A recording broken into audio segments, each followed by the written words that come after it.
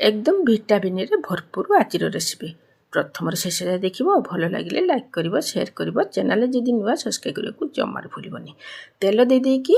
शुखिला Lanka T फुटे ना जीरा फुटे ना जीरा फुटीगला गोटे बड़ पियाज को काटिकी टी मलिगला पर्यंत भाजवा भाजीगला भितर आलू ग्रीन मटर दे देकी आम लो मीडियम रखिकी 4-5 मिनट पर्यंत हूँ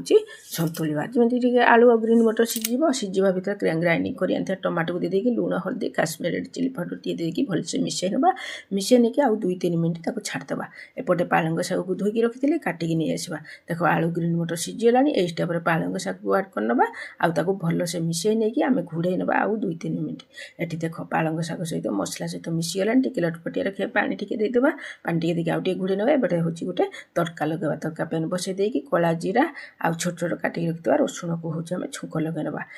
बास्ना स्वाद बहुत बढ़िया रहा निश्चित बनइब निश्चित खाइब।